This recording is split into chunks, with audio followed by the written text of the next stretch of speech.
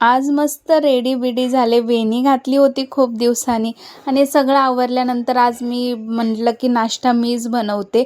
आता तुम्ही इथे किचनकडे खूप जास्त म्हणजे त्याला नावं ठेवू नका बरं का, कारण आईचं किचन खूप छोटं आहे. भांडे-बिंडे पण खूप जुने आहेत. आता तुम्हाला व्हिडिओसाठी आईला मी बोलू शकत नाही की जरा चांगले-चांगले भांडे घे. जे रोज वापरतात मिडल क्लास घरामध्ये असतात तसेच आईचे पण भांडे आहेत आणि खूप जुने आहेत. तिच्या लग्नापासूनचे आहेत, कधी आधीमध्ये घेतलेले आहेत. तर राहिलं बाजूला ते. तर आज बनवायची होती मटकीची उसळ. आता जशी उसळ बनवतात मस्त त्याच्यामध्ये मी मिरची, कढीपत्ता, जिरे, मोहरी आणि शेंगदाणे हे मस्त तेलात परतून घेतले. त्याच्यानंतर त्याच्यामध्ये कांदा टाकला, हळद, मीठ टाकून मस्त कांद्याला सुद्धा नरम होऊ दिलं.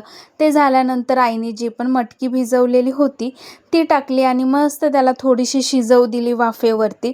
पाणी-बिणी काय टाकलं नव्हतं, त्यालाच पाणी जे सुटलं होतं तेवढंच. हे सगळं मी खातच होती मटकीची उसळ की मला अंगणवाडीतून कॉल आला की तुम्ही एकदा इकडे येऊन जावा. तर तिकडे जायचं होतं आणि मी पहिल्याच फ्लोअरवरती राहत असल्यामुळे मी खूप टाळते. मी काही जास्त जात नाही लिफ्टनी, पायऱ्यांनीच जाते. आणि तिथे गेल्यावर इतकी मज्जा आली की 10 वर्षाची पोरगी इंजेक्शन घ्यायलाच रेडी नव्हती.